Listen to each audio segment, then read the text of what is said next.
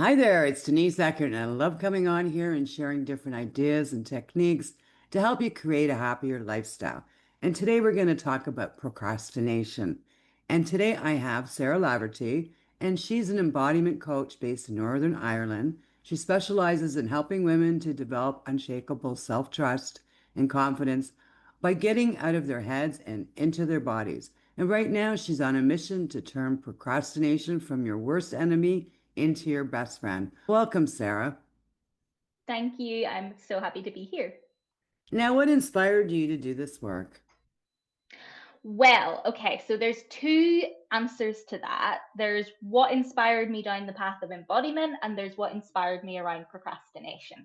So, embodiment came from the fact that I was someone who spent a lot of my life, a lot of my early life, living entirely in my head, in my mind. I was a very academic child. I've always thought really deeply about things, and that got me ahead in some areas, but it also led to a lot of anxiety. I developed OCD and a lot of struggles with navigating certain areas of life. And then I like to say that life gave me a challenge that I could not think my way out of. I had a big health diagnosis when I was in my mid 20s. I found out I had a rare heart condition and I needed a pacemaker. I started having daily panic attacks and could not function. And more so, I could not think my way out of it. It was too big for my mind to grasp. And so I simply was forced to find another way. And this is how, like, little by little, I kind of followed the breadcrumbs down the path of nervous system regulation. Then I started going deeper into embodiment work, and I just completely fell in love with it. I ended up training as a coach, not even because I wanted to become a coach, but because I just wanted to delve into my own personal exploration more. And then once I did that, I couldn't not start sharing it with other people. So that's where you find where I am at today. The second strand is the procrastination itself. And I would say the reason I've started exploring this is because I think that the embodiment spaces that I was in take a very, very different approach to procrastination than most of the world. So, a lot of the world treats procrastination like you're doing something wrong, you're bad, there's a problem here and it needs to be fixed, and that you have to pull your socks up and get rid of this bad habit that you have. Whereas in the embodiment spaces that I was in, procrastination was a gold mine. If you have hit the thing that you're procrastinating around, oh, that is the exciting moment. There's a growth edge here. And the thing that led me down starting to coach around it was listening to fellow small business owners be so hard on themselves for things that they were procrastinating around, and realizing that not only would it be beneficial to them personally to stop being so mean to themselves, but also when you have this framework around understanding what procrastination really is, you can move through it often a lot more smoothly. Wonderful. So, now what is procrastination? So, we all know how we procrastinate. We may not be aware exactly what it is. Procrastination, very specifically, is when there is a disconnect between our conscious thinking mind and our subconscious mind. And the subconscious is made up of your values, your beliefs, your emotions, your creativity, all the stuff that's deep down there under the surface. And it's usually expressed through the body. And the reason it is really important to understand it that way is that procrastination isn't just not doing something, okay? So if I'm not going horse riding this week, it's not because I'm procrastinating on it. I never wanted to.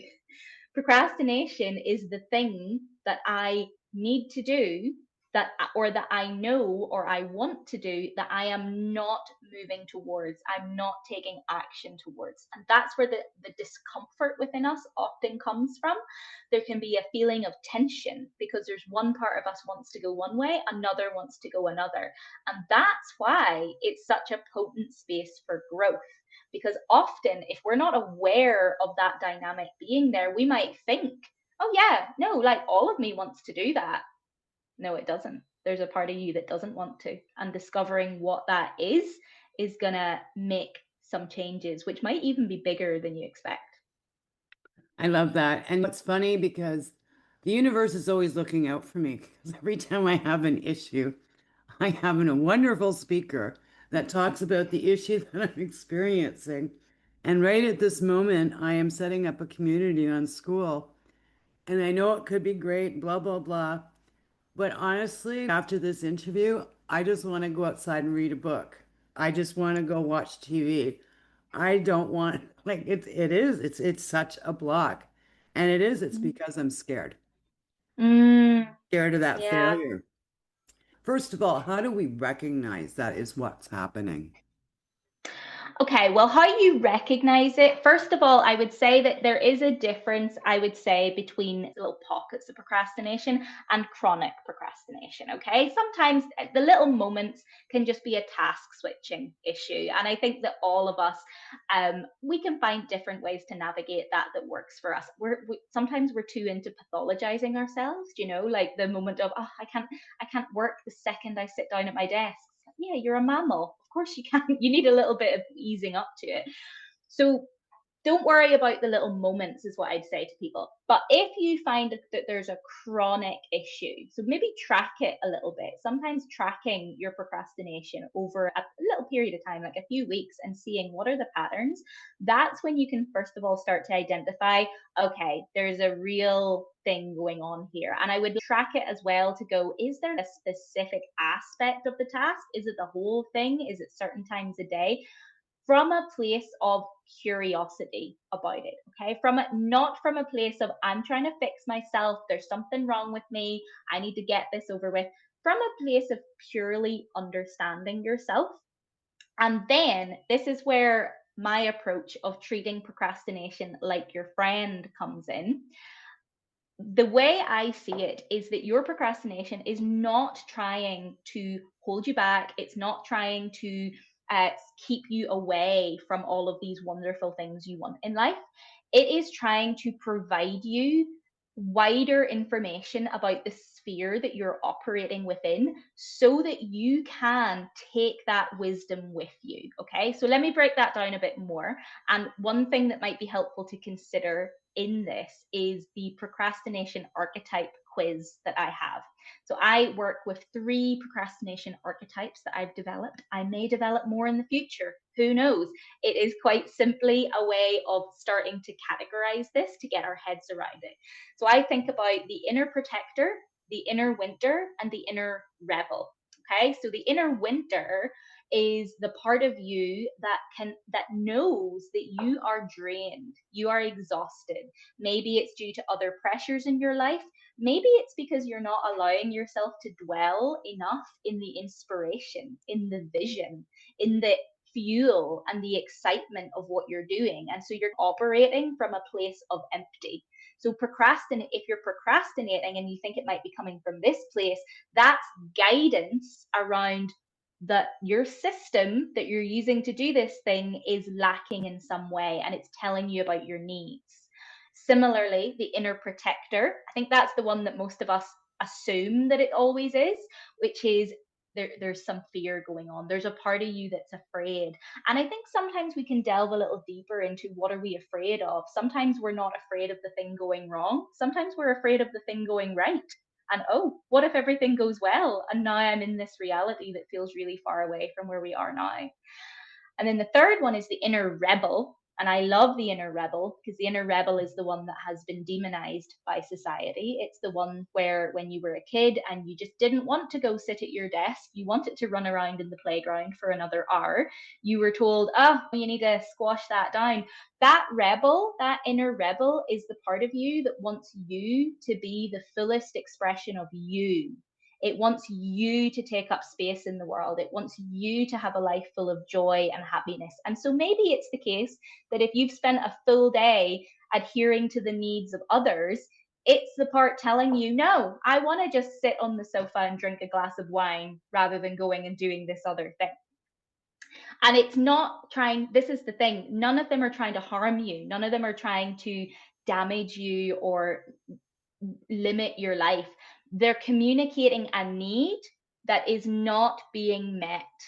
That's the really important part. They are communicating a need that is not being met. And that's kind of sabotage feeling, the sense that it's taking over and destroying things, will only continue so long as you continue to push that need to the side and pretend that it's not real.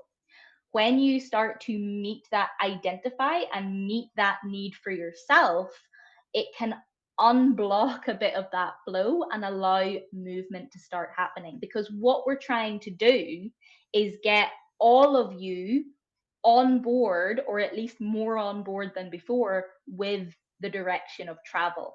So we're getting the conscious mind and the subconscious mind in alignment.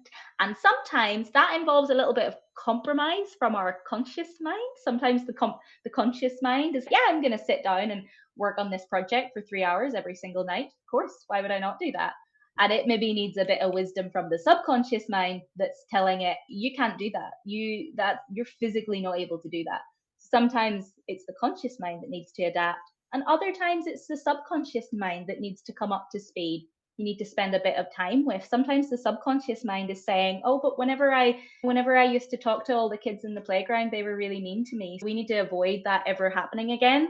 And it needs to realize that now you're actually an adult. And if some people say they don't want to buy your product from your business, that's okay. You can survive that. You're not going to be as devastated as you were as a child. It's really about getting to know yourself. And that is why at the baseline of all of this is self-trust and confidence, because it's not really about doing the thing. It's about knowing yourself well enough to bring you along the journey of doing the thing. Now, you talk about needs not being met and listening to our bodies. Can you give us some practical examples there? Because that's a lot Yes. to figure out. Like, where is this coming from? And it's just Yeah. Yeah. And you know what? It sounds really complex, and it is absolutely a skill. So one thing we would have talked about in my training is embodiment is a skill. It is one that we have inherently and which we are often conditioned out of as we become adults in our society. And it can start at a very basic level, but on the whole, it is about starting to pay more attention to the feelings that are going on within you on a physical level, on an emotional level, on a spiritual and energetic level, and responding naturally to those feelings. Now, that is a skill, and that sounds both easy and hard at the same time. Okay, on a very basic level, it might be noticing when you need to pee and going to the toilet, something that quite a lot of us don't actually do throughout our workday whenever we're really focused and locked in.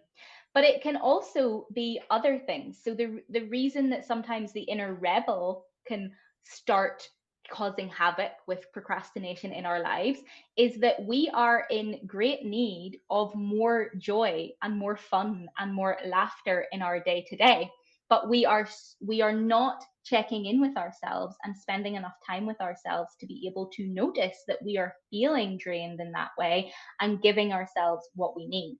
So the basic level of what I would say is, if people are wanting to start doing this, they're wanting to start identifying what's going on, is that when you notice that you're having this procrastination, instead of immediately diving into an action plan of like, okay, well, what's my next to-do list? What's my next structure? What's the next thing I'm going to do?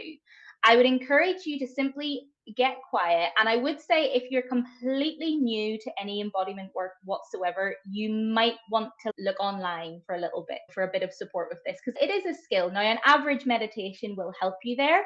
What makes the embodiment work different is it's even more focused on the sensations of the body. I do have a procrastination first aid kit on my website, which is a very low cost resource with like meditations and tools that you can use to just start to practice those skills yourself. But basically, instead of going straight into the action plan of what are we going to do, it's spending some time actually identifying what is going on in my body. Am I feeling exhausted? Do I feel really tight? Do I feel really drained? Do I feel really bored? Do I feel restless? Do I feel a desire for movement?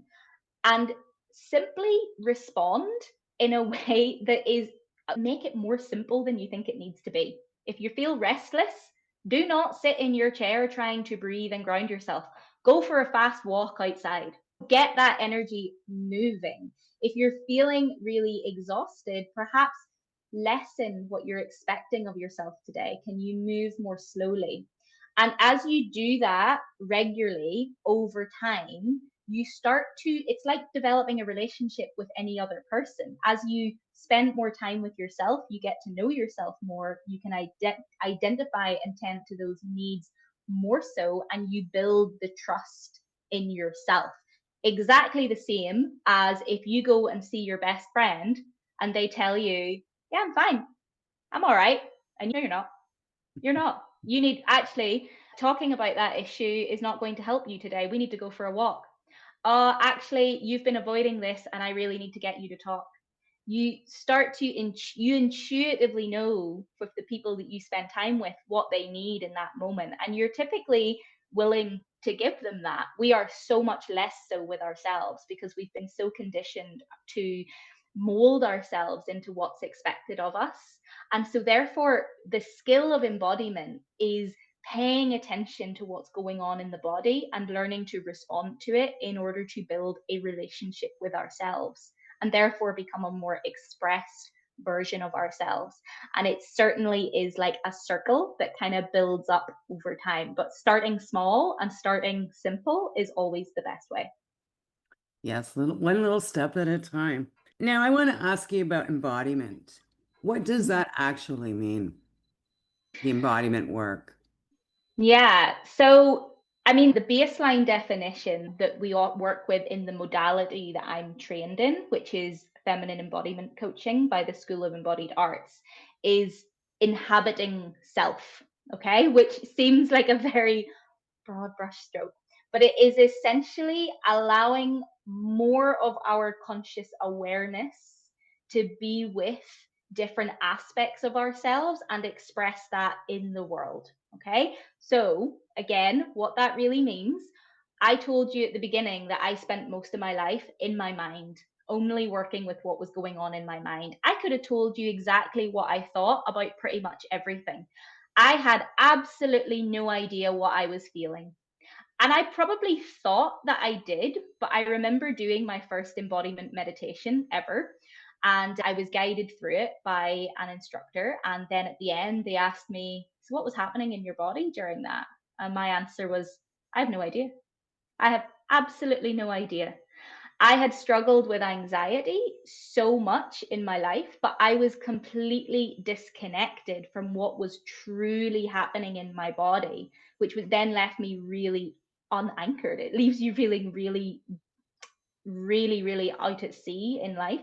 And we do live in a society which encourages that disconnection from ourselves. We're constantly surrounded by activity and phones and everything like that. So, embodiment is really the practices and the skills and the tools that allow you to rebuild that connection with what is going on inside you so that you can be a fuller version of yourself. When people used to tell me to feel your feelings, I literally didn't know. I feel like that's really simple, but I don't know how. Embodiment was the tool that taught me how to actually feel my feelings, how to slow down, how to turn my attention inwards, how to be able to identify, oh, that feels a bit like anger. Oh, that's interesting. I can feel anger in that part of my body, but not in that one over there. What happens if I just feel this anger? How does the anger want to move in my body? What happens when how in my breathing when I feel angry like this? Is there anything else there? Oh, look, there's a bit of sadness as well. And it allowed me to get that curiosity to connect to more of myself, which started to allow me to express myself and be more of myself in the world. I gave you the long answer. I The love short one, the short one is basically it is the tools of that you need of how to feel your feelings. it. I love that. Okay, Sarah, we're going to start wrapping this up. So I do understand you do have that quiz, and I will be putting the link on it. Is there anything else you would like the audience to know about the quiz? Just so when you take the quiz, it will let you know which of the archetypes may be driving your procrastination at the moment. It's not that you're one or another, it's that sometimes the different ones might be leading your procrastination at one time or another. So you'll get your answer and you get a PDF along with that, which breaks it down a little bit more, which one is driving it, a little bit of information about them, and it gives you some tools that you can use to start going deeper. So you'll get some journal questions, you get a little mini embodiment practice there as well. And I've had loads of people write to me saying, oh my gosh, just doing this helped me to feel so much better about my procrastination, because we're taught that our procrastination is a sign that we're doing something wrong or there's something wrong with us. Whereas what it does is it quite often helps people to go, oh, yes, that's what's happening. I'm not crazy. Yeah. Love that. Okay, Sarah, what are your final words of wisdom to the audience today? My goodness. My final words of wisdom is that your procrastination has something to teach you. And when you slow down and listen to it, you will discover a friend. I love that. So powerful. Well, thank you so much for being here and sharing such amazing information today. And I'm just going to leave you all a gentle reminder to slow down and enjoy life. And I'll see you in the next episode.